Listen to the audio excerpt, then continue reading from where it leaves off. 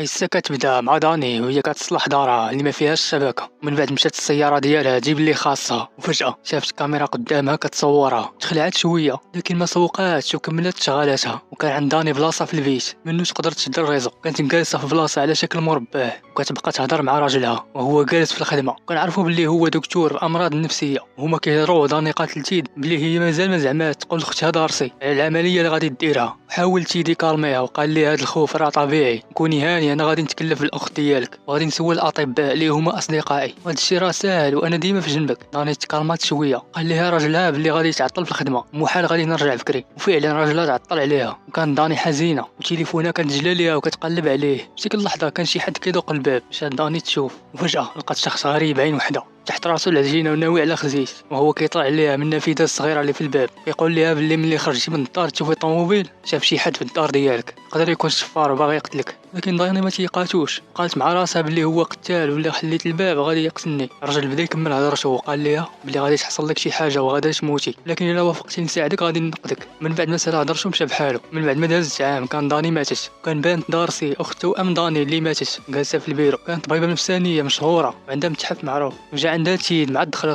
صونيت الجراس. قالت لي دارسي بلي هاد الجراس ملعون لكن ما صدقاش حيت كاع ما كيامن بهاد الخرايف. مشات دارسي لعندو للدار بمناسبه ذكرى وفاه اختها. تلاقات مع جانا صديقه تيد جديده وكان دارسي كتشك بلي اختها ماتت موته طبيعيه. قررت تعمق في هاد الشيء حيت خمنات بلي جانا هي مولات الفعله بسبب ان تيد طاح باختها داني قبل عامين نهار شافها في الصيدليه. وكانت جانا كتوري لتيد كاميرا فيها صور وجوه غريبه وبدات تقول لتيد هاد الصور بانت في الكاميرا من بعد ما ماتت داني. تيد ما سوقش ليها ومشى بحالو. في نفس الوقت دارسي كتقلب على شكون يقتل اختها واخا هي عمياء وكاع ما كتشوف بعينيها. من بعد دارسي مشات عند جانا وتيد وكانت جانا وراتهم صندوق فيه شي حوايج وبان على جانا بلي غضبانه بسبب الصندوق اللي عندها في الدار. ولكن تيد ما سوقش لهضرتها كيف بحال ديما ومشى بحالو. وكانت جانا كتقلب على مفاتيح السياره ديالها ولكن ما لقاتهمش. وكان في الصندوق تمثال خشبي على شكل انسان حال فمه جالس على الكرسي بحال بنادم وكان كيخلع. دارسي هضرت مع جانا على اللي حصل داني كتقول بلي كاينه هضره كتهضر على ان اوين صاحب اختها هو اللي قتلها. زادت قالت بلي غادي تاكد واش هو مول الفعله ولا لا. غادي تخدم وقتنايات شخص ميت باش تجمع الحقيقه وكتقصد هنا السحر الموتى منها غتوصل شي دليل تكون قتل الاخت ديالها. كتزيد تقول دارسي بلي كاين حوايج وصور كثيره لتيد وداني في هذا التمثال. جهه اخرى كان تيد في الخدمه ديالو كيتكلم مع صاحبه ايفن. اتصلت بيه جانا وقالت ليه على اللي حصل وعلى الهضره اللي قالت ليه دارسي. لكن تيد قال ليها الهضره غير خزعبيلات ما تبقايش تسمع ليها حيت هي اصلا حمقى كتخايل شي حوايج غراب. ملي سالات جانا الهضره قربات من الدرول شافت لتحت وفجاه لقات تمثال كيشوف فيها وهي تخلع وطاح ليها الهاتف. مشات جانا عند تمثال قالت توقف في راسو فيهم شي حوايج غراب بحال السنان والصور داني. من بعد مشات الناموسيه ديالها باش تنعس. بدات تفرج في الفيديو داني وهي في الخيمه وفجاه بان شبح في الفيديو. جانا ناضت في الخلعه من بلاصتها عاود بان ليها الشبح في الحيط. نزلت عند دارسي اللي كانت مغيبه من فوق الطبله وكان شي حد هابط من الفوق وهي مخلوعه وكتقلب على سوارتها وسمعت تخرشيش في الصندوق ولقات فيهم سوارتها وخرجت من الدار اللي كانت كتخلع. من بعد مده فاقت دارسي وهي كتبكي حيت عرفات القاتل اللي كان هو تيد حيت كان باغي يدير علاقه مع جانا. لكن داني هي كانت كتبغيه بزاف كتخاف عليه. جهه اخرى ايفن كان كيقول تيد بلي اوين كان عنده عين وحده من صغرو كان دخل المستشفى امراض عقليه. حتى دارسي كانت في السبيطار امراض عقليه وهي اللي قتلت اوين في السبيطار. وكان قالت لتيد بلي هي ندمات حيت قتلت اوين حيت هو ماشي اللي قتل اختها. وانا عرفنا بلي اوين ماشي هو اللي قتل داني. وكنشوفو تيد في الماضي وهو لابس لباس كحل داير ماسك بيض على وجهه وهجم على دار داني وقتلها بالمطرقه ديال اختها دارسي. وكان دارسي كدير طقوس. شي لحظه جات عندها روح اختها داني قالت ليها بلي هادشي اللي كديري فيه ماشي صحيح وخاصك تمشي للمستشفى اتصل بالمحقق اللي خدام على القضيه. وكان المحقق اتصل بدارسي قالت ليه هضره ديال داني قال ليها زيدي صبري شويه الحقيقه غادي تبان في الوقت المناسب. في نفس الوقت اتصل تيد بدارسي وبان داك المربع اللي كنا شفناه في اول فيديو. وكان تيد حيد غطاء المربع من قبل حيت عارف دارسي عمياء. مع صونا الهاتف مشات دارسي باش تهضر فيه غير ضربات جوج خطوات يطيح بالحفر على الارض وماتت. في ديك اللحظه تيد صيفط ايفن باش يشوف دارسي اش وقع عليها وهضر معاه في التليفون وقال لي صافي تهنينا منها. لكن فجاه دارتي مشى الشبح وهجم على ايفن لكن ايفن نقص وطاح على رجليه وتهرس. وجا عنده الشبح وشدو من راسو وضغط عليه وغيبو. رد ليه فاق ايفن في مستشفى المجانين وهو مربوط من يديه وكان معاه تيد في الغرفه. تيد قال لايفن بلي حتى انت راك مريض بحال كيف قلتي لي من قبل. زاد قال اش دار في التمثال ولصق فيه كاع التهم اللي دار واكد ليه بلي التمثال فيه روح شريره هي اللي قتلت التوأم. من بعد مشى لتيد للدار ديالو لقى الطلبيه وصلات يا الجراس اللي كان عند دارسي في المتحف. وفجاه صونا الجراس بوحدو وظهر تمثال الشبح لتيد. مرجو ترك لايك وشكرا.